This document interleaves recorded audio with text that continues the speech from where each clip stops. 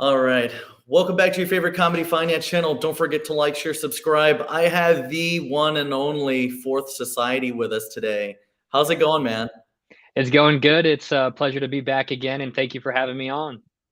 Yeah, man. You have grown into a whole nother type of channel now. Like you have almost like deep dives on well, I know art block is really your forte, but your style is a lot different now too. Like you deep dive into the projects, and then you also try out the projects. Like you actually showcase how to use the different tools, which is awesome. But before we get into like what we're doing and more along the lines of art block, let's talk about Just You for half a second. How you been? Okay. What you've been up to? Like, tell us how you feel going through the bear cycle, and then now that we're in the bull cycle, tell us where you're at now mentally. Yeah, no, definitely. I would say I'm kind of just chilling, laying low. I've been patient. The bear was brutal. I'm gonna be honest. I did not come out of the last cycle as confident or as on top as I was hoping to, but I think it took a lot of people by storm, to say the least. Yes. Regardless of that, I'm just thankful to God that I stayed here, that we've stayed here, because I think this next cycle is going to blow out the water what we saw last cycle. And I mean, everything's a learning experience, a learning lesson. So a lot of the things and mistakes I made previously, I now know not to do. But for the most part, what I've been up to as of now, I'm working on a few different projects. I have with an NFT artist. His name's Israel Rakiros. Shout out Israel. We're working That's on a movie at the moment, and I'm trying to produce it. He's going to direct it, and I'm hoping it's going to be done by Q1 of next year. But it's honestly like on his time, to say the least, and how quick we cool. can. But it's like, you're into movies or making movies or anything like that. Yeah, definitely. Tell us The about fourth that side of you, bro. What's up with that? Well, I mean, the whole vision for Fourth Society in the long run is to be just a multimedia channel for many mediums. And I wanted to make it at first about, generally speaking, what a lot of people come to crypto for, which is content about about blockchain, about projects and picks. But over time, I want to expand it out and make it as much a new kind of media in and of itself. Why can't we have a new Disney? Why can't we have if anything, or why do the biggest media companies in the world have to remain the biggest media companies? It's not to say we're going to become a new Disney or we're going to be the next Warner Brothers, but at the end of the day, who's to say we're not? So I'm trying to affect in every different aspect of field my worldview and what I think is important, just like they try to do to us. They want to hit us with all different kinds of propaganda from all different spectrums, whether it be social media and films. And kind of like what Edward Bernays says, films are the most powerful form of portraying a message. And I've always been in love with films. So when I learned that, I figured, a great way to, help people kind of see more of what's out there and just to be a larger impact on society is to make movies, tell stories. I mean, life in and of itself is a story. I'm a Christian. I believe in the Bible. It's a story. I believe it's a historical story, a factual story, but nonetheless, stories are really what revolutionize whole societies and civilizations. So that's the side of, for society trying to develop films. I'm also just trying to be my own little artist. I've been dabbling in music, so to speak. I've been trying to express myself in any way I possibly can that that kind of comes natural to me. But that's kind of what I've been up to, and again, just being patient, waiting for the bull. And dude, the bull is here.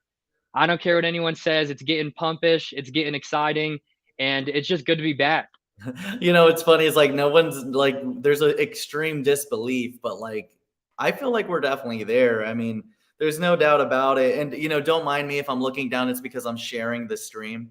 No, you're good. You do Um, what you got to do.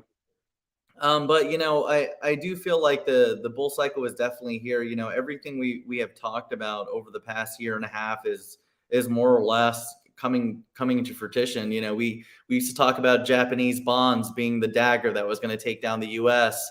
Now, today, yesterday, you have people like Peter Schiff and a variety of other mentionables that are now bringing up the yen. We were talking about the yen for a long time.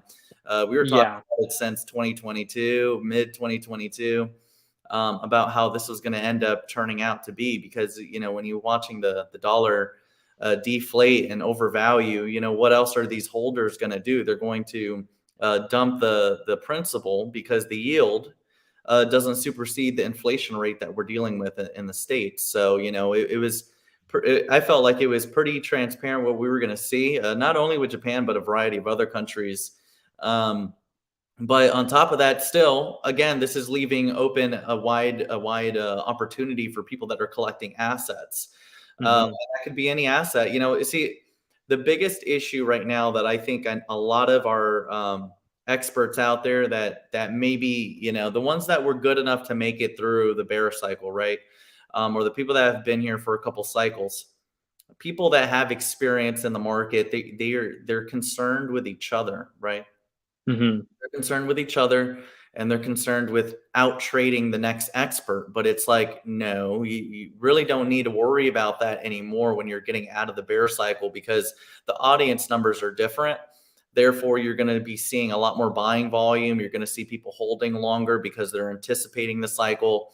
Halving is in April. You know, a lot of that effect won't happen until probably later in the year. So I don't anticipate really high peaks until probably late 2025. But at the end of the day, you know, a lot of people feel it. And, you know, I think a lot of the experts are going to be making mistakes because a lot of them were too busy shorting too fast, and they forgot that we're getting closer and closer to the new cycle, and you have to pivot. You have to pivot from that bear mode and pivot back to that bull mode where you're going to be holding your assets. You know, we've been collecting assets for the last year and a half, and, you know, for the most part, a lot of people jumped around a little bit too much, you know, but a lot of our guys. I was one of those people. Yeah. Well, you know, it's tough, you know, because you It don't want is. money go down. But again, like what the whole process is no different. You know, you're going to see turbulence. You're going to see yourself go negative a few times. But, you know, if you're stacking the asset, you're DCAing, and you do that for a long time, it ends up making sense later on as we enter the bull cycle.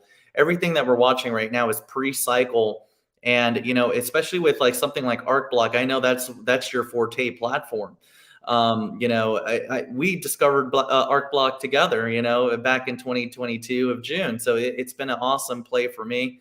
You know, has it been turbulent? Not really, but, you know, at the same time, it's like you can't measure a token's performance based on what's going on today. And you definitely can't base the performance on what happened in 2022 or True. 2023 because we're not in season. We didn't have the audience numbers. A lot of people were not in that gear. Now people are in that gear, and we're going to be watching more and more people enter the markets. So True. concerned with the minuscule handful amount of experts that were in the population today. You know, your focus should be on the masses, and the VCs and the private equity groups are now going to be entering the markets along with institutional investment once the ETFs go live. And they're going to be in a hurry. Everybody knows about halving, so, you know, they're going to want to get this done before April. So, you know, overall, Definitely. you know, I'm pretty excited about it overall. But I'm happy to see you starting to do projects. You know, like, see, what a lot of people forget is we're in this gray area. You know, everybody around the world gets to build, and they're building with so much passion, and they don't have this cloud over their head, you know, but American builders have a cloud over their head because they want to do what's right. They want to dox themselves. They want to come forward and say, hey, this is what I'm trying to do. This is my startup. And, you know, although everybody really knows, like, over 99% of projects have a fail rate, you know, there's only a handful of projects that actually make it. But at the end of the day, I think everybody deserves the right to go and build something. You know, Absolutely. we've seen the SEC, you know, scrutinize token founders or NFT founders for being securities, and, you know, this and that, whether it's art pieces or whether it's a JPEG monkey. You know, I think that what I think new regulations are going to come into play where it's going to be more or less about how liquid the asset is that you're completing a transaction with.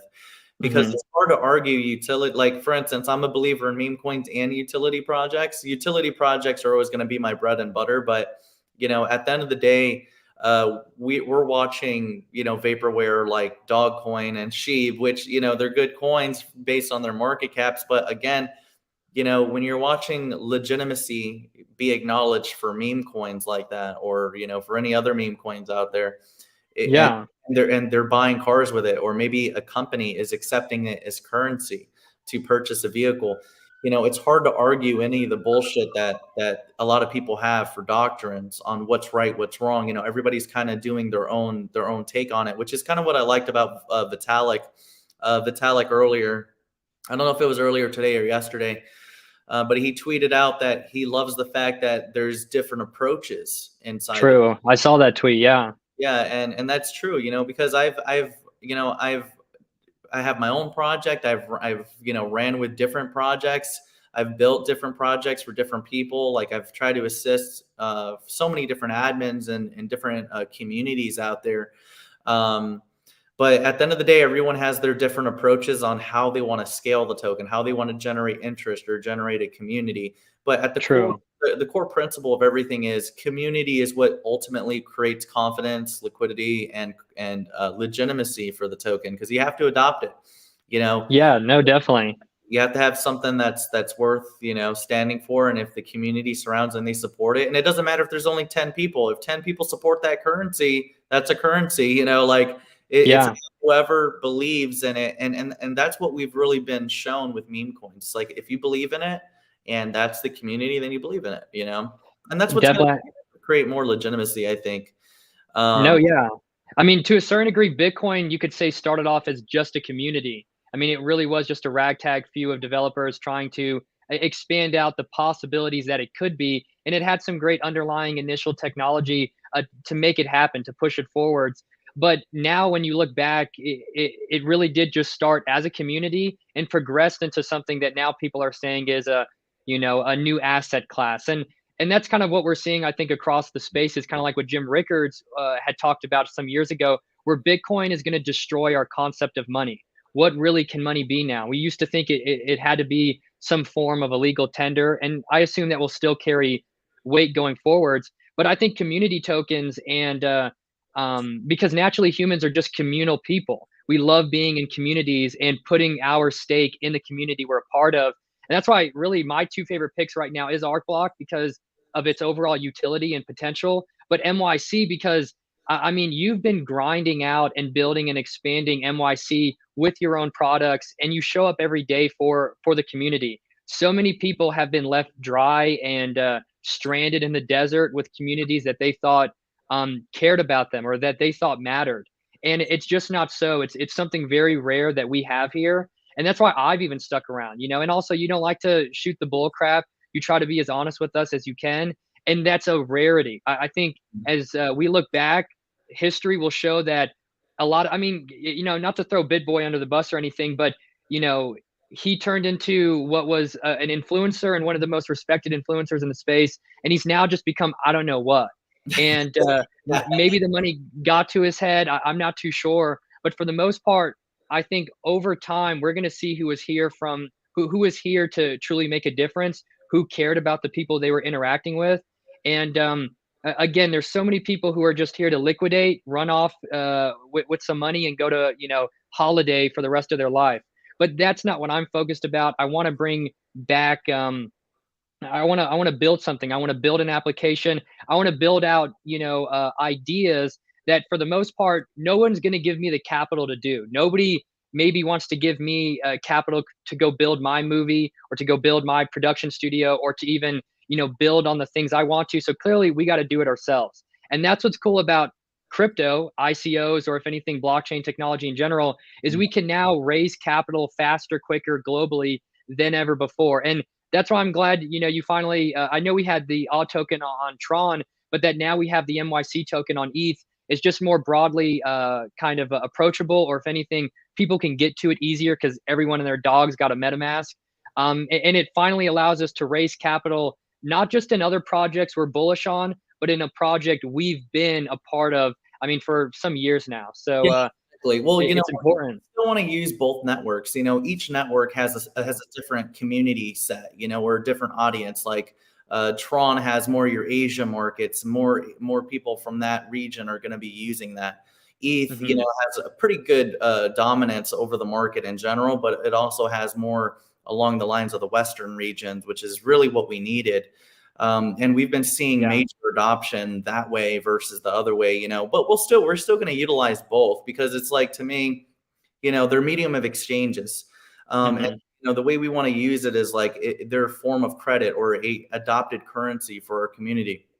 If you want to pay me in a TRC20, or if you want to pay me in an ERC20, and I say, hey, these currencies I'll take as a payment, yeah, then I'll take it as payment. It's no problem. Yeah. Because that's the beauty of these things. You know, a lot of people think, oh, well, you know, the chart is down today, but the chart may be down today, but maybe it's not down tomorrow. Like, things change over time, and they also change with adoption.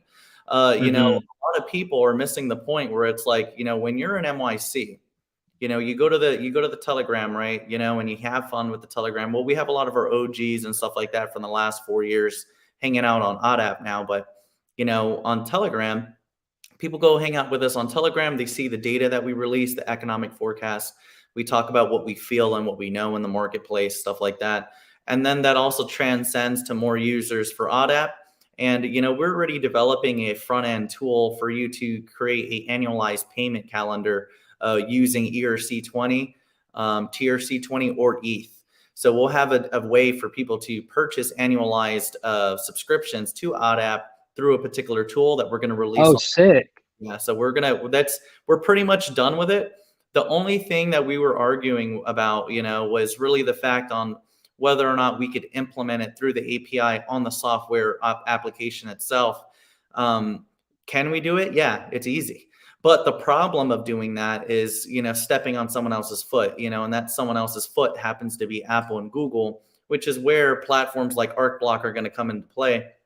Yeah. Because once we could create our applications, or at least have a clone application that's still integratable on a Web3 platform, now we could be available on another app store place. So exactly. It's not so much about, you know, me not wanting to be on Apple and Google. I still think it's important to be on those app stores, because everyone has them, all the mobile phones. So it's the smarter thing to do to have it there.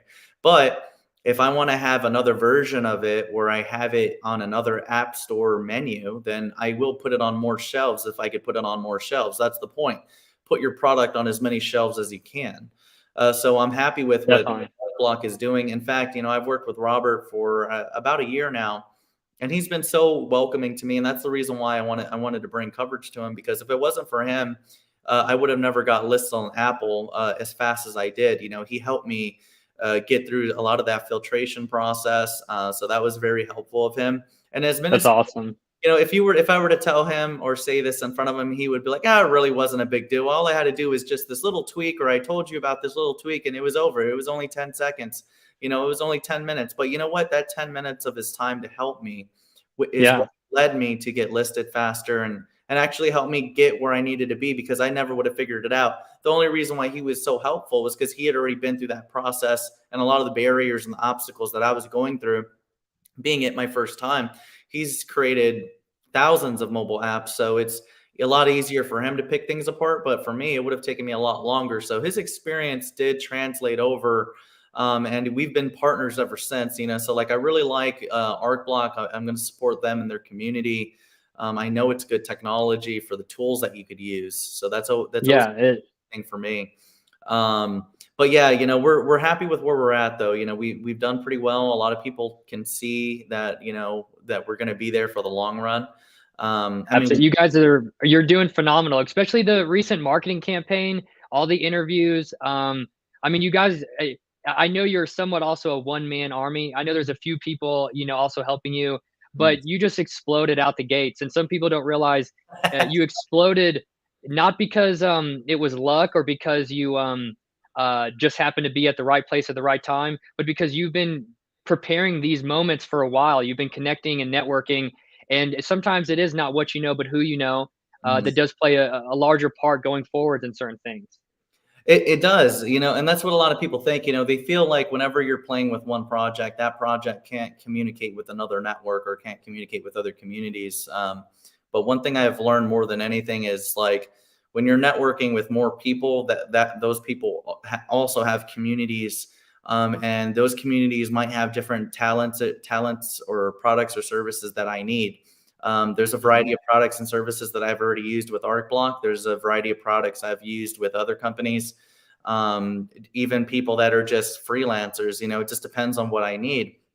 But at the end of the day, even internally, if somebody within the community has a product or a service or a talent that I need or someone else needs, I'm going to always, connect the work, because that's what it's about.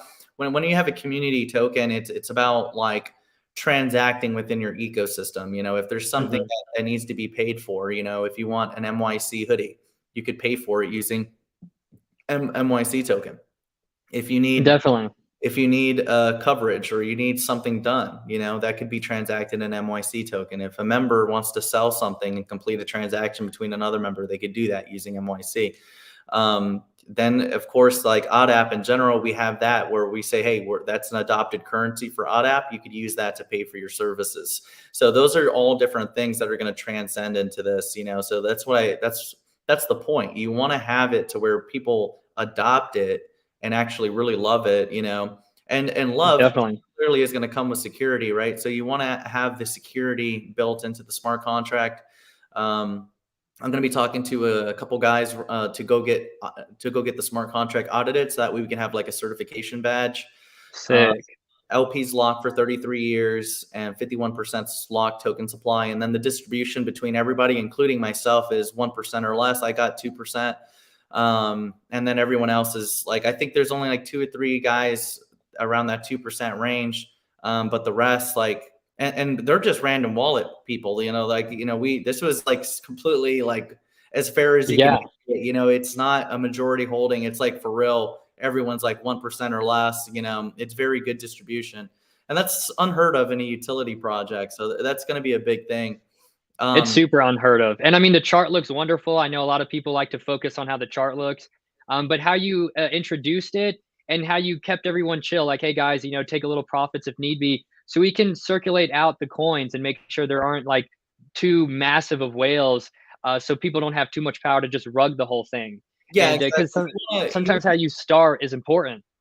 Yeah, I mean, well, it's the most important. We want it, like sometimes you run into shrimp or small fry that maybe they don't got the money or whatever, but they've been part of our community. It's like I don't mind sending a few tokens just to be like, hey, just ride with us. Like do I really care that you got to put a bunch? Like I've already told people, like if you're a truther, just be with us. You don't got to buy anything, just be with us, hang out with us. But at the same time, it's like. I just want our people to ride with us. It's like, it's a very fair distribution and everybody's in a good place, and if you lose your percentage, you lose your percentage. But at the same time, it's like, I look at it as a long-term thing. I've been with these guys for 4 years, a lot of our community members. And they know how to hold, you know what I mean? I don't know why we're the only ones who know how to hold. You see, here's the thing, a lot of people, growing our journey, like in our community, so many people, were always jealous that we knew how to hold so well. And, of course, there were a bunch of people that were always slandering and blah, blah, blah. Of course, at the end of every bull cycle, that's the way it is, right? But, it's good to show what the power is, because a lot of people, they could see that it's like, wow, this community does hold, all the bullshit we heard. It is bullshit, because every day these guys are proving that they're there for the long haul, that they're there and they take it seriously and they look at this as a real community. So they do care. There's an emotional attachment to us. But at the same time, and we kind of know each other. You've been talking with these guys for so long. That's what always scares me with like other, say, community picks, where you get into the community and you're invested into it, but when push comes to shove, you really don't know these guys. You haven't been talking to them for years on end, and really everyone's just going to rug everyone sooner or later. What I like about being here is, we want to see multipliers, we want to see X's, but we know how to get that, how to achieve that. And it's something that is fairly simple, which is, hey, hold. Don't be too emotional about the ups and downs. People will pile on. And then as more liquidity gets filled up, you can make your exits. And, just simple understandings on how the market works is almost unseen across so many other communities. But MYC, it's the basic 101s. It's the fundamentals. Yeah, I mean, well, you're always going to have your bottoms and you're going to have your tops. You're going to have turbulence. You're going to have your market upswing and then your market downswing. And that's going to be for every bull or bear cycle. So like I always try to make sure that we're as transparent as possible, because it's like, you have a medium of exchange sort of token, which is cool. Everyone's going to buy and collect and stuff like that. But over the next, year, 2 years, that liquidity pool is going to get larger. Price is going to be, who knows what the price will be. We're going billions. Yeah, so it's like, well, I value our software way across the unicorn status. I feel like it's one of the best applications ever made specifically for the crypto sector, because we have a lot of different influencers and gurus and experts of all different types, and they didn't build anything. They bought a Lambo, but they didn't build anything. I could have bought my own Lambo, but I didn't. I built software for the sector because that's where I came from, so that's something I'm really proud of. But at the same time, I'm really happy with the way how transparent and mature we are, because it's like, okay, we know there's going to be turbulence. We know that there's going to be risks and stuff like that. In every bull cycle, or the beginning of a bull cycle, you have very, very low lows. And then as you go into higher peaks and stuff like that, you get frenzies and, major audience numbers as you start live streaming. Like today, we might have live streams that are maybe 1,000 or 7,000 views, maybe something like that, depending on like what streamers we're circulating with and who knows. But as we get into season, we're going to start seeing maybe 10,000, 20,000, 30,000 rotations. Oh yeah. Between viewership. So these are certain things that we think about. But if you're in something for the long haul, it's going to end up producing in such a way where it's like, okay, at some point people will probably get their initial, or, at some point people will feel a lot more comfortable where they can hold long-term, because that's the bigger vision. At one point, quant used to be for pennies, at one point it used to be dollars, and all that took for it to be at where it's at now, where people don't even need to sell it anymore, is it getting to a substantial level where people aren't just, selling it and running it and stuff like that, because they believe in the community. They believe in the product, or, whatever the case. So that's what, no, you're good. You go. But yeah, that's essentially what's going to end up creating the stability in the long run, is just community formation. 100%. And I was just going to say, that's something I ranted on a couple podcasts ago on my channel, where it blows my mind when I look back at how much money was made in the last cycle, and there's almost nothing to show for it. Like most of the communities, most of the big layer ones, they haven't changed. They haven't transformed into anything that's worthwhile. They haven't produced anything that's seriously useful for the average consumer, I think, all the way up to enterprises or federal governments. And MYC over here, just as far as anyone's concerned, a small group of people, we actually have a way to communicate with each other that can't be censored, that we don't need to be entirely dependent on, say, Discord or Telegram. And really, when I look at the whole space, I'm like, I only know 2 projects that have accomplished that. I can talk with other people in ArcBlock on the discussion kit, and I could talk to you and other people in MYC on ODAP. And I'm like, just the ability to communicate and to communicate freely, not have to worry about, because that's what I love about ODAP, just logging in and seeing all the crazy stuff that, is one, just fun, but 2, like there is some interesting stuff in there. There is some knowledge, and it's its own little, knowledge library to kind of give it an equivalent concept. There's information in there. Some people may not use it. Other people may find it useful. But we need that stuff, especially going forward. They're trying to take everything they can from us. They want us to own nothing, be happy. And sooner or later, they're not going to let us have our own words, so I mean, we need something like this. You're going to start seeing more and more applications decentralized from like Twitter or Facebook or Instagram. And that's what we're going to see more and more of, because people need their own congregation, or like they need their own like space for that type of community.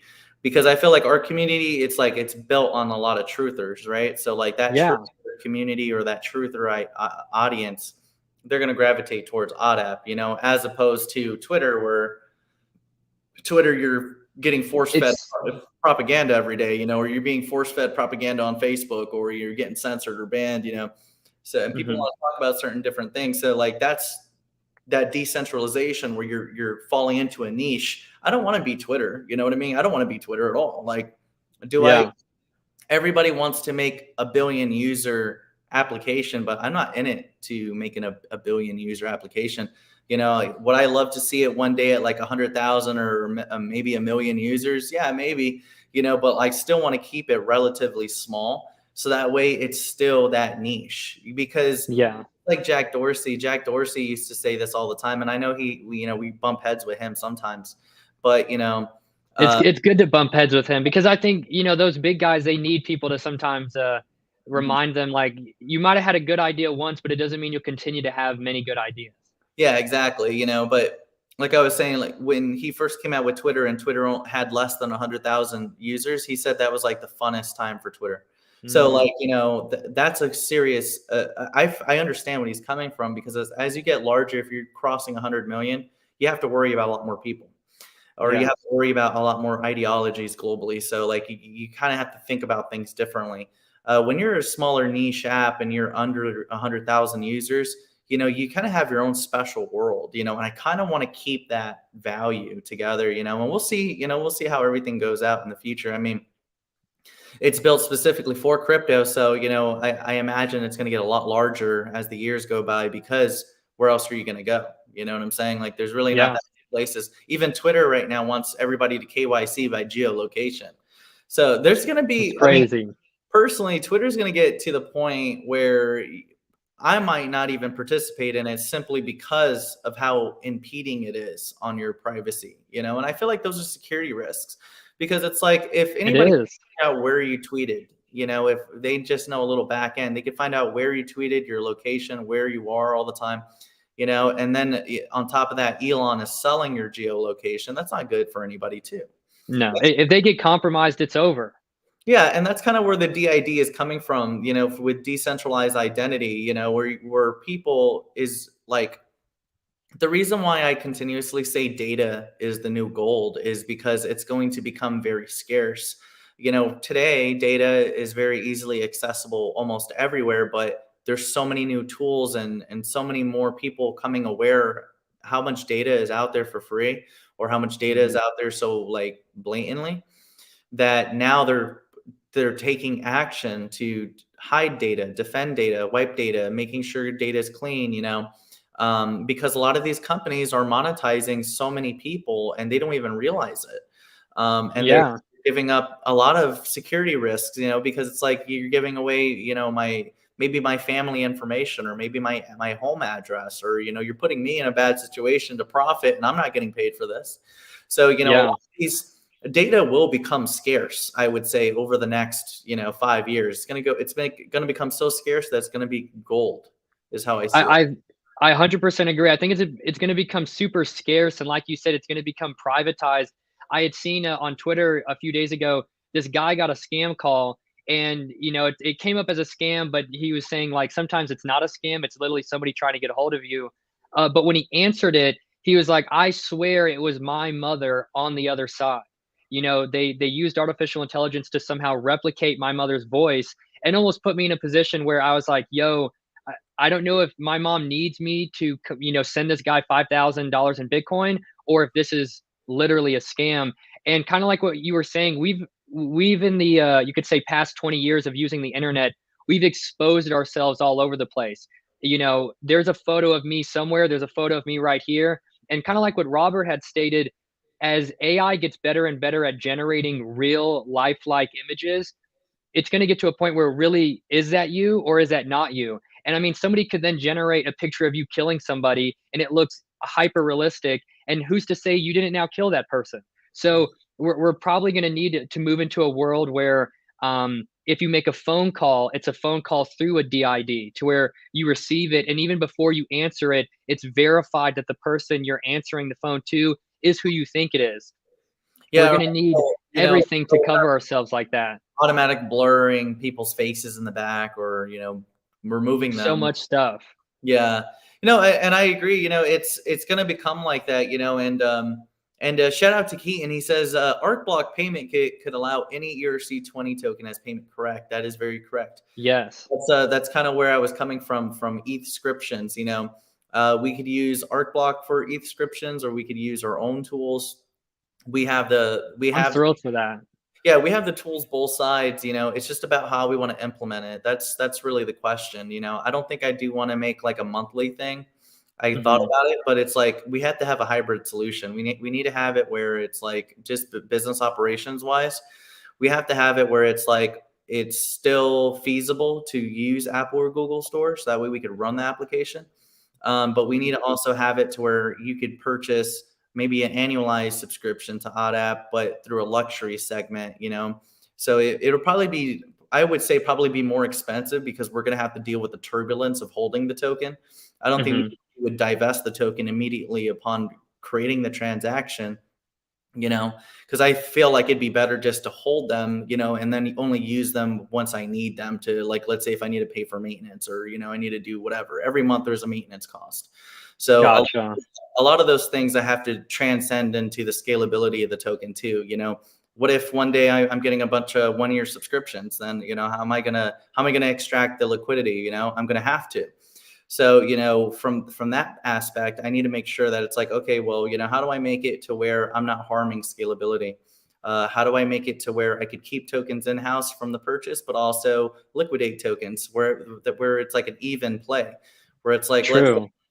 let's say if, for instance, if a year in fiat is 300, I charge 600 in MYC token. 300 gets liquidated, 300 stays in house and goes to the smart contract, or maybe it gets burned, or these are a variety of different things that I have to think about in order to make it fair for the community. Because, like, yeah, I'm going to be generating interest, because we have products or services like MYC hoodies, or we have OddApp services, or we have NFTs, or maybe a member to member is creating a transaction between each other. Maybe you want to buy a pair of shoes from somebody, you want to use MYC token, or you want to buy a painting from Dead Punk, that's another way to complete a transaction. So, you guys are going to have products and services, and, so I want to make sure that whenever I'm considering like a particular price or a particular way of modeling how we charge with the token, I want to keep turbulence in mind too, and also a way for sustainability. Because it's like, if let's say I'm only taking in $300 payments and I always have to liquidate that, if I don't even out that balance in turbulence, then how is that going to create scalability for the token if I continuously need to continue to take liquidity out from that transaction? So, True. those are certain things that I have to wrestle with. I'll think about how I'm going to do it. I feel like I'll probably have more of a luxury status point when it comes down to a yearly annualized payment, where that way it's like, okay, maybe you're paying more, but at least, it's, you're feeding the ecosystem. Some of the transaction gets sent to a burner address, or, gets locked into the smart contract. There's a variety of different ideas I could try out, or I could, this is more like still in the idea phase. I have the tools to do it, but now it's kind of like, okay, how are we going to implement this? Monthly or annualized? Both? Or can we do TRC20, ERC20, and ETH? Or can we take any currency?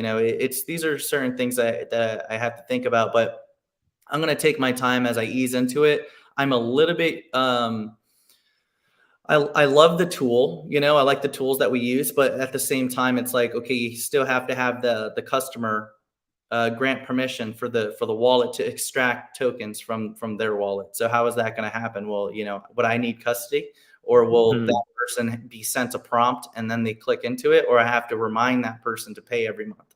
See, those are certain things that I think about. So that's why one in my head, I was like, well, maintenance wise, it might be easier just to annualize, We'll get further. A lot of people are doing annualized setups. I think that's honestly everything you were explaining is sometimes, and that's what's cool about picking other people's minds. I'm not myself positioned in the same way you are. So you're already thinking about things I'm not even considering. And I would love, as time goes on, whatever you decide that is the best or most appropriate way to do that, like, definitely share it with us, because I'm certain as more MYC members try to produce their own products, they're going to run into the same problems you're running into, or really not problems, but you need to figure out a solution that it doesn't lead to, okay, I'm getting paid in MYC token, but to extract, like you said, that capital, that value, it's a constant sell. And then you just bringing down the chart. Those are things that I think even layer ones and larger project teams haven't even considered and don't care about, because you can see it. Well, They they don't. keep, Well, it's because they don't want to talk about it. But like you think yeah, about it, it's like it's when you're talking about a currency and you're using currency or crypto to complete a transaction. Like people are buying homes now, they're buying cars, and they just kind of expect you to think about it back end. But it's like, for me, where we came from is from the trader floor. We came from the trader floor to investor to builder. And now we're here. So like when I think about everything that I do, I think about the responsibilities that I have as an admin to create a decent marketplace. But at the same time, I got to think about, well, if I'm an investor, if I'm a trader or something like that, and I know it's not financial advice. I know we could go to zero, I know all the always. disclosures and disclaimers that we have to put out there. I made sure I updated mycult.io with additional disclaimers that shows like, hey, if a currency is being used for personal use, for business use, if a product or service is being sold, and the token is being utilized as a currency, then for business or personal use, liquidity can be extracted from that transaction sale. And that could be done by any party. It could be done by admin. It could be done by founder, staff, community member, token holder. And the way everything is, it's like you want to over disclose and over disclaim, so that way you kind of give them like the best transparent view of the way things are. Because it's like, even if you feel like it's common knowledge, or maybe if you feel like it's like a basic thing, it's kind of like the stop sign, right?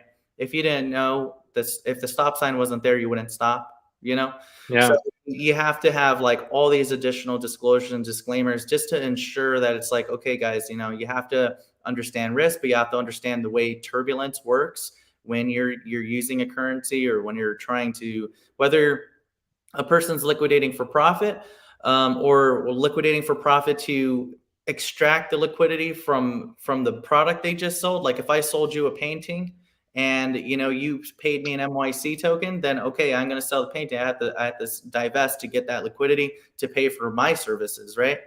So as more products and services expand within the network, it's going to create more demand for the token, because it's going to be like, for me, if I have hoodies and stuff for sale, I'm gonna be like, well, you want a hoodie, you're gonna have to use MYC token, yeah, or if you want a hoodie, you could use MYC token, or you could cash at me, or, whatever the case. But again, this is going to translate into more demand for the token, which is going to be good for scalability.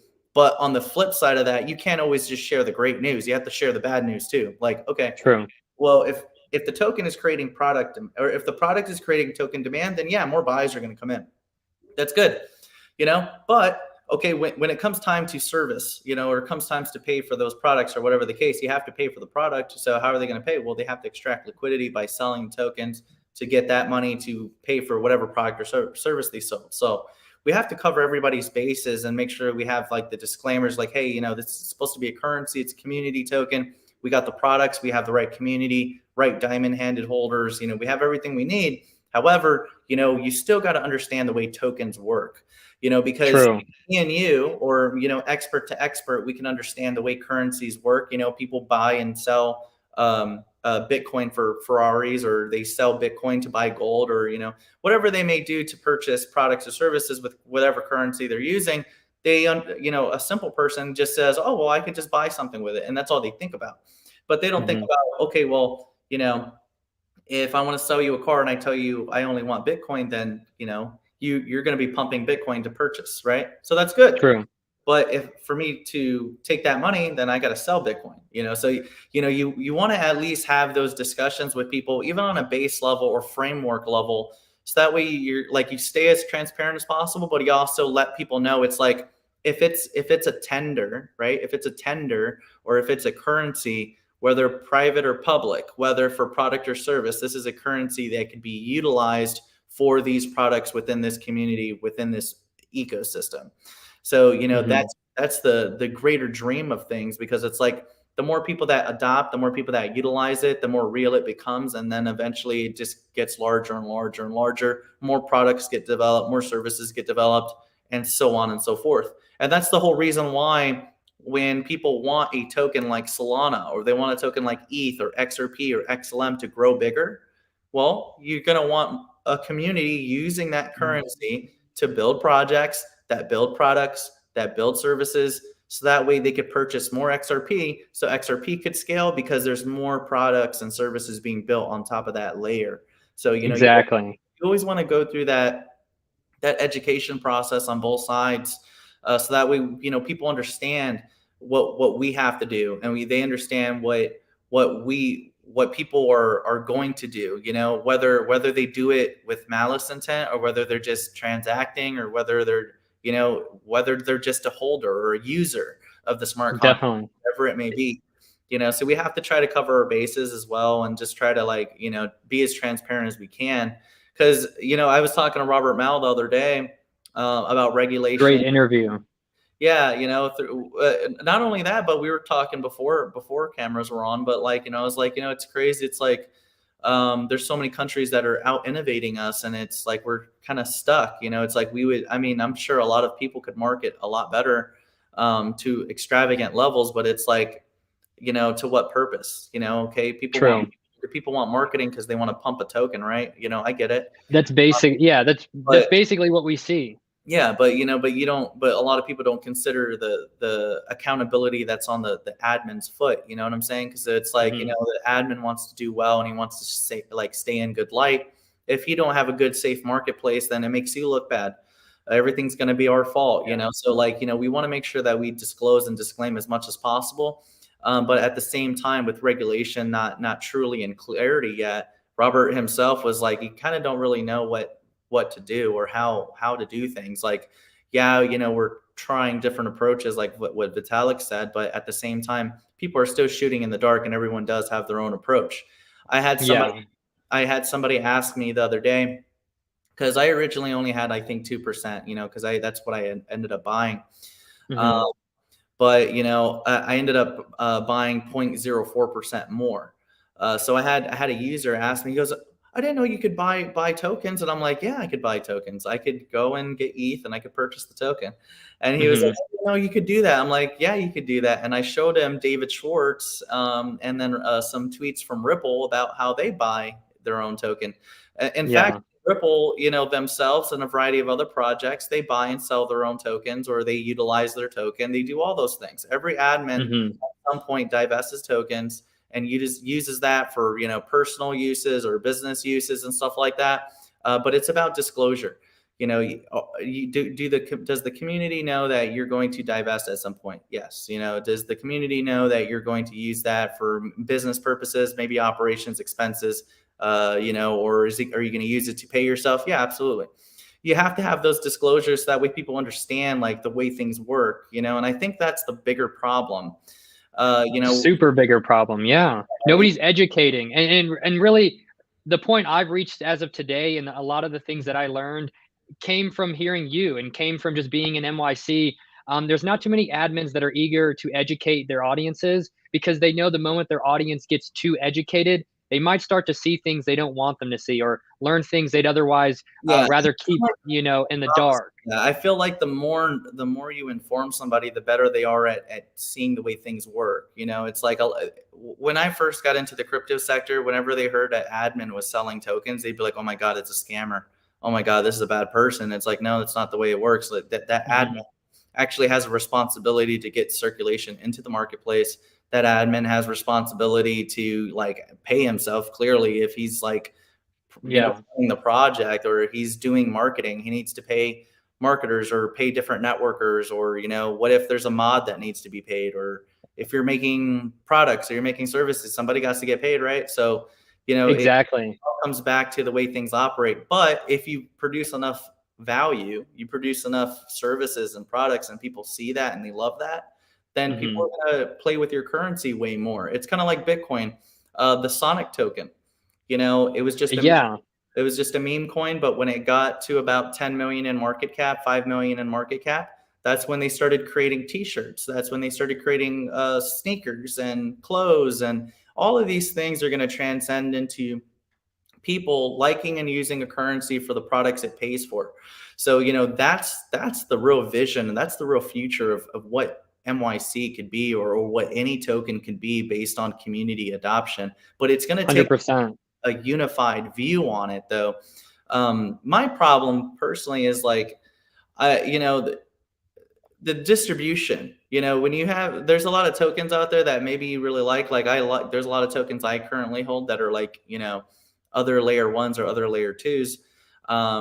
But the distributions are not fair. The No. admin probably owns 90%, 50%, 40%. They own a lot of percentage of the token supply. Everyone owns 1% or less. There's, I think only a few wallets I saw at 2%. Yeah. So the distribution is pretty fair. And that's kind of what I think a lot of people like about this particular opportunity here, because it's like, okay, well, everyone has like a decent percentage. Everyone has like equal distribution of where this could go. So build it together, and like, the incentive is there for everybody. It's not just like, oh, because I happen to be an admin, I'm getting the most benefit. No, not at all. A lot of people have same type of distribution. A percentage are very close to it, and it just depends on who sticks around for the long run. Because like maybe today you sold 1% of your tokens, right? Or you sell your bag today, and you think a few grand is worth your time to sell, right? Maybe that's you today. Well, that same person that or let's say the person next to them holds for a year or whatever the case, and it turns into something a lot larger, and they only need to reduce their percentage, or they only need to reduce their token count by 10%, and still got 2x more than that first guy did that pulled the trigger early. And it works out, because it's like, it's going to all come down to the people that see the long-term vision. If you see the long-term vision, people are going to hold it. And, I do feel like people see the commitment that I have. I think they see my commitment, but I think they see the community commitment more, because it's not just me holding up this price. I can't control this token.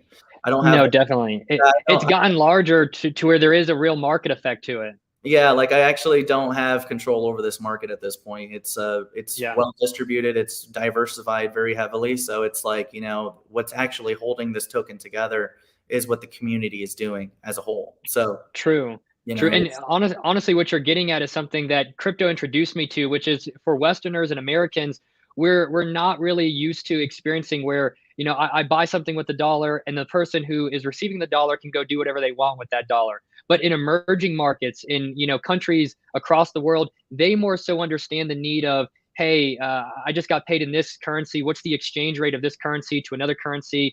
I need to get dollars because you might have paid me in the peso, but my sponsors or whatever, they want something, or the products that I'm buying to help produce whatever it is I'm selling, they only take dollars. So this differentiation between so many different currencies is, I think, something that Westerners are just not used to, and it's a learning curve we're all going to need to get used to, especially when CBDCs come out and the dollar is maybe not supreme king anymore. Americans will have to realize that, how we used to transact and handle ourselves, where we didn't need to worry what the price of the dollar was today, because the price of the dollar kind of to us is always the same.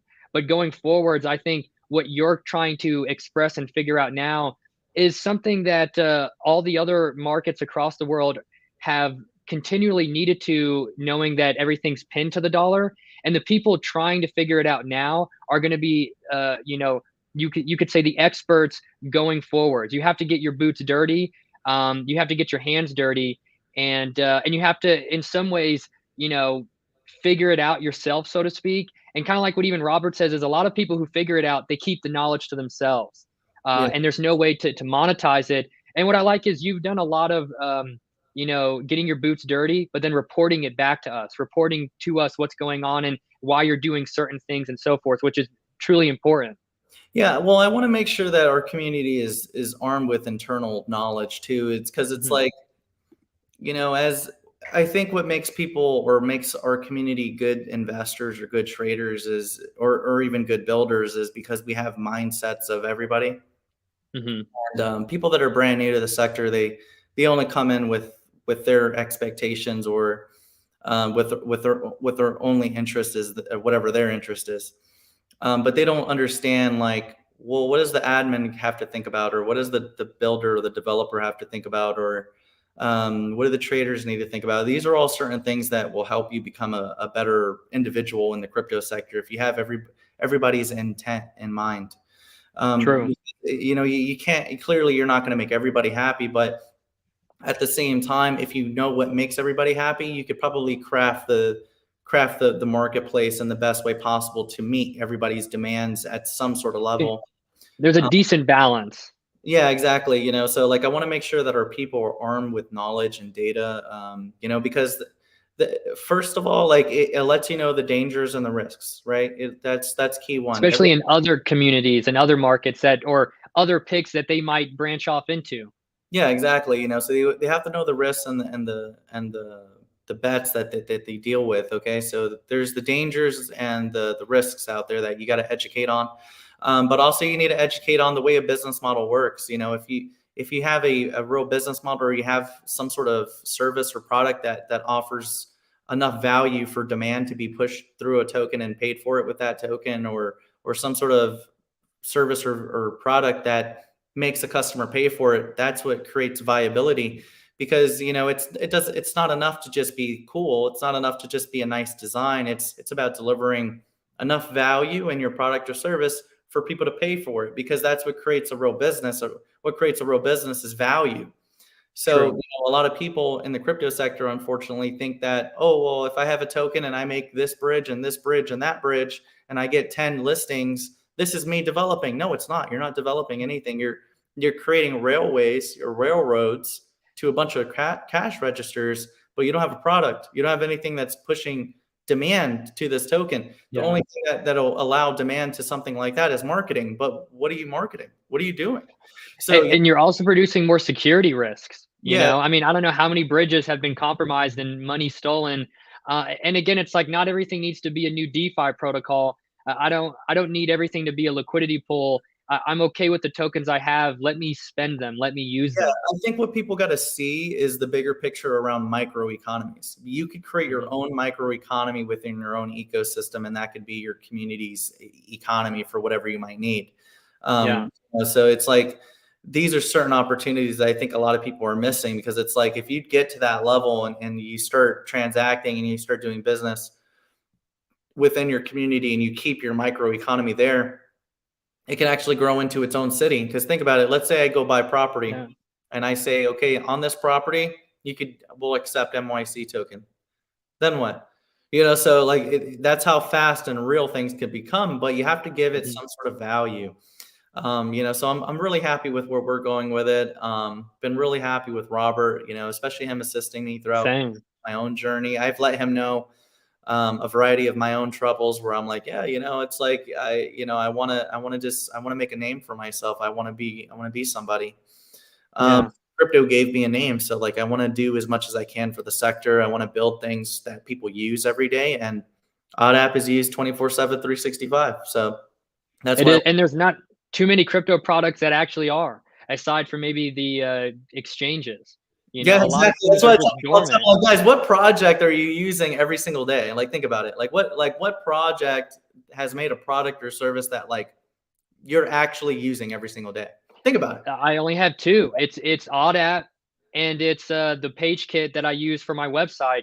And that's where I'm like, look, I always like what Warren Buffett said, where he said, if you got a one and a two, why are you focusing on three, four, five? And I mean, I do have more than say, one or two picks, but I like to keep in mind that, uh, you know, I'm hearing a lot of noise and I'm seeing a lot of things be discussed, theorized, ideas thrown out, all these cool things and buzzwords.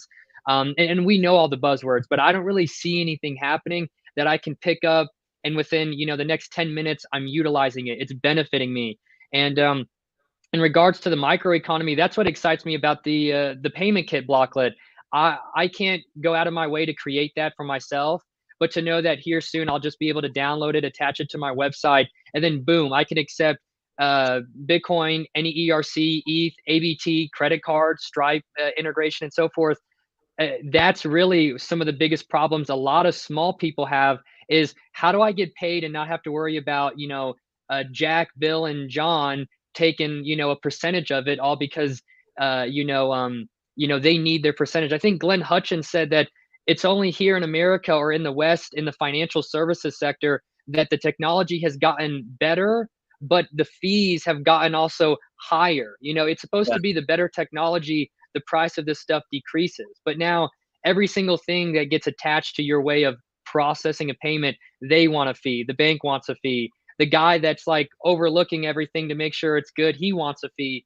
And to just get rid of all that is going to be beautiful. And I hope that into the next cycle, people see that. Has anyone built this yet? Has anyone figured out? That's why I like what Robert titled the page kit little section, like Satoshi Nakamoto's vision come true. Like if we want to go back to the original concept of what Bitcoin was for, digital cash, we're still not even there. You know, we can't even really do that even with XRP just yet. It's not to say XRP is not fast, cheap, and efficient, but there's no product for it. I can't make a website on the XRPL.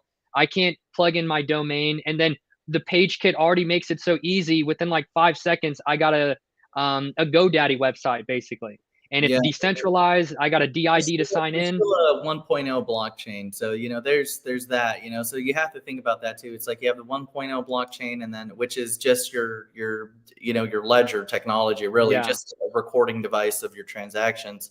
And then you have your smart contract, which is your 2.0. That's where ETH comes in, you know, where you could customize the smart contract. But then I believe where ArcBlock comes in would be blockchain 3.0, which is where you could really customize whatever you need on the go. I like that idea where you could pretty much interchange the blocklet for whatever tools you might need. And it doesn't need to be, you know, you building a chain. You know, like what's nice with ArcBlock is the multi-chain interoperability of it, because that middle layer is what's going to allow different blockchain users to use versus, oh man, I'm not on the right network. I gotta migrate. You know, like no, like you have the tools here and you could just use whatever you need, and then you can still be on your chain, you know. And that's what I like, you know, because it's like I hate migrations, you know. I think it's better when you use multiple networks. You could use different forms of currency. You could use whatever you want and still build where you're at. You don't need to be jumping around. That's annoying. That sucks. You know, like you want to be in one spot. Yeah. It's not user friendly at all. Exactly. So, you know, these are just a lot of learning curves, but it's also brought really good innovation, like with the tools that ArcBlock has too. So that's what I'm really happy about. We will be taking a look at that tool, because we want to take, I'm thinking probably a yearly subscription payment, and we're either going to use ArcBlock's tool or we'll develop our own tool. We have ability for both sides. It's just about really like what the implementation process is and how I want to get it done. I don't think I could do it through the application. I think if I do it through the application, it might leave me vulnerable to Apple and Google gatekeepers. So I don't want to go through that hassle and get delisted.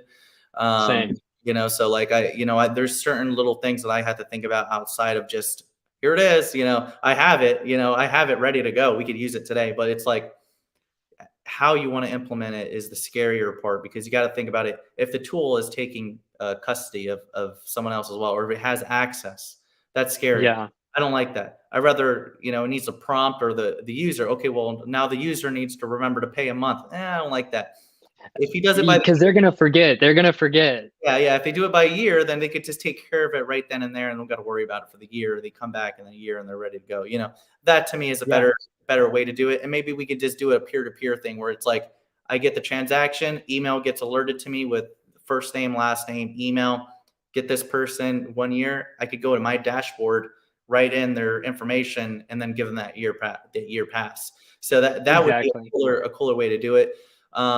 I mean, we're going to continue to like look at all avenues. I kind of like my kind of somewhat peer-to-peer type of scenario, where like I'll get the transaction through a format through the website, and then it'll alert me to like look at it and say, okay, it got completed. Okay, let's get this guy listed. You know, that's easier to do for me. I think that would be a better way to do it. And it'll give me a little bit more control about what's happening too. Like I don't want it to where, you know, something is too automated. I get really scared with wallets connecting together and there's automation going on. That spooks me, because it reminds me of a bridge, or it reminds me of protocols. You know, you have too much automation, and what if there's something wrong, or maybe something happens in the future? You just it could get from underneath you. Yeah. So like those are certain things I have to think about. You know, if something's foolproof, then it's perfectly fine. But until I test it, you know, I want to test things out before I go and do those things. But to know we have the technology ready, that's perfect for me. That's good. Yeah. Implementation, I could kind of drag my feet a little bit, think how I want to get it done. I always want to make sure we do things in the best interest of our community. Because I love these guys. I've been with these guys Yeah, long, so I always want to make our people proud of me. I want to make our people proud of MYC and what it's become. It's definitely bigger than true. you. We have our own little language now. So I swear, no, dude. I always think back to sometimes, which I think is really cool, is you can see how much you're actually influencing the space when you see your own words kind of being used by other people who maybe don't associate with us. But dude, I see everyone using like Past Uranus or wife changing yeah, pigs or divorce now, get rich later, and all that stuff. And I'm like, just I jokes. I just exactly, just jokes. But if anything, I didn't hear anyone mention those things until kind of coming across you. So it's been really interesting to see what you were hinting at and suggesting a while back, that there's a lot more people watching us than what we think. And a Oh, lot of their best the numbers picks are fake. are really ours. I mean, the numbers are fake. On all these platforms, they're all fake. It tells you maybe 100 people watched your show, 500 or 1,000 people watched your show. You're never going to know, because the code is going to determine what it wants to display for your content based on whatever it filtered. So there's Yeah. actually always more people that watching than you think there is.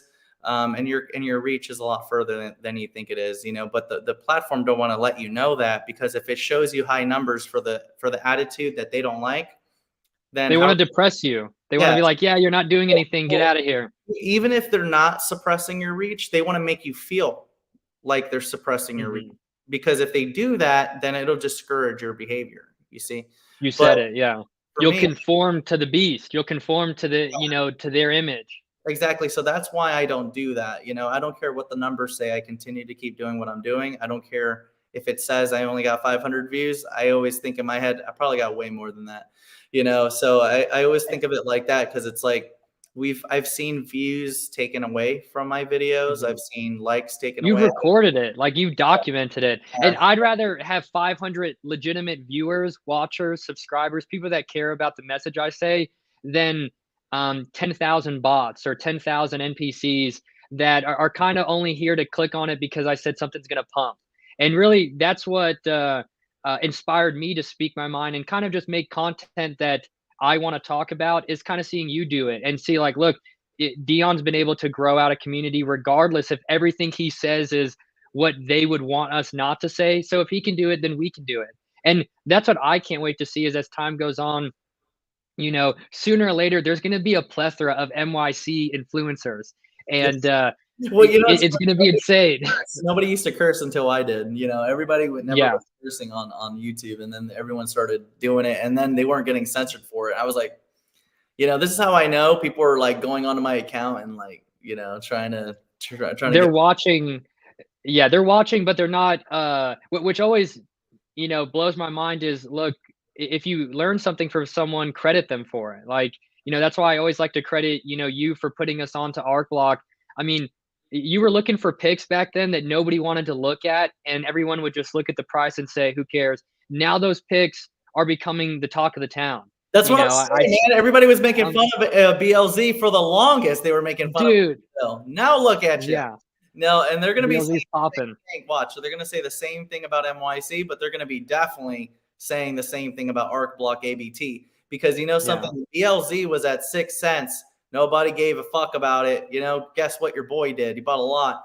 So, and then ArcBlock is now at 8 cents. Okay, well, look what you did with BLZ. You missed it at 6 cents. You missed it at 8 cents. You faded, and now it's exploding past Uranus.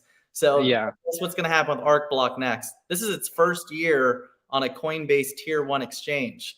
So even by Mhm. the glimpse of a fart of these mass audiences that are coming in, 100 million market cap is peanuts for utility tokens with a product. Yeah. Utility tokens with a product, they clear 8-9 billion first cycle. If Yeah. they're already in the millions of market cap, they always blow past a billion market cap. They clear that with no product. Like, I don't even really know some of these previous, like, say, Avalanche, Solana, and so forth. They had the same thing everyone else had: a few DEXs, a few DeFi protocols, but none of them have consumer facing up to federal government useful, you could say, products. We're talking about something that, like you said, is on a tier one, 186 million coin supply, like insane. It's as scarce as ETH, and I can use it. You can use it. A dog could find it more useful than half this other stuff out here. It's bullish. It's insane. So and that's one thing that I think a lot of people need to realize is like, you're gonna have like, don't base performance of a token on the bear market. It's not the same audience anymore, not the same sentiment. But look, it's not even the same narratives. Narratives are changing. Real quick, what do you think is going to be the biggest narrative into the next cycle? I'm curious. We kind of know the few buzzwords, but what do you think is going to be the thing that really everyone wants to talk about and becomes the talk of the town? Well, I think the mainstream thing is going to be privacy. It's going to be privacy. Oh, okay. Protecting your data, VPN, stuff like that. Definitely shout out to Orchid. Orchid's a good project. OXT. Okay. It's currently 6 cents. I haven't talked about it much, but it's an OG project from way back in the day. I think it's $1 billion coin cap. Okay. But they sell VPN. They only charge $1, and they use the token as the medium of exchange. So I think that's a bigger talk of the town, because if people are realizing, that data and your privacy and your security is becoming more essential now more than ever. But so things like that will do well, like anything that regarding privacy or security type of tokens, like cybersecurity is what I mean, or AI tokens. I think social media will probably be the biggest. I think social media is going to be a big play, because people are tired of Meta, tired of Facebook and Twitter. A lot of people have been getting into SocialFi. I've been staying away from it because I've just been suspicious. But for the most part, I see it's going to be a thing. Yeah, so I think the biggest play is going to be like social media or communications, same thing, or gaming. Gaming is going to be huge, So those three things I think are going to be one of the biggest plays this time around. A lot of people were talking about a bunch of other things that really aren't really appeasing anybody. You take a look at most of the gamer tokens, they're blowing up. And then I think the next things that are going to blow up are going to be social media. Social media is going to be a huge play, communications, and that's kind of where I feel OddApp is going to excel. Like we have users, that's a bigger thing. You could market it like that, yeah. We have human users. That's a bigger play. And then of course your own privacy of your data, which is something that we cater to as well. So I think it's going to be a big deal when it comes down to people's data, protecting it, and then privacy. But for society, look. If you want to join us, OddApp right now is having a voice conference. Okay, let's do it. Start at 10 o'clock. I'm about 10 minutes late, but every Wednesday at 10 p.m. Eastern Standard Time on MYC OddApp, I have a voice conference. I go through an economic forecast, and then I go over anything that's going on, and then we just kind of go from there. Do you want to join us? Yeah, let's jump over to it. All right, man. Well, look, thank you for coming on stream with us. I appreciate your time. Guys, make sure you look up Force Society on Twitter. He also has a YouTube channel. I'll make sure to drop the links for that as well. Let's get this guy's page blown up for the cycle. There's a lot of other people that we're going to communicate with, because you guys may see them as smaller channels today, but I could guarantee you by the end of this bull cycle, these guys are going to 10 to 20x in size. So that's going to bring a lot more coverage to everybody's different picks and stuff like that. So that's going to be great for everybody. Absolutely. I will on the next one, bro. No, definitely. And just thank you for having me, bro. It's been an honor to chat with you. And I look forward to the next time and just seeing what the future holds for us. So again, keep doing what you're doing. I'm inspired. And I hope to inspire others. Yeah, man. Let's do another live stream maybe next week. How about that? All right. Sounds good. Just hit me up, man. All right, man. Take care. All right. See ya.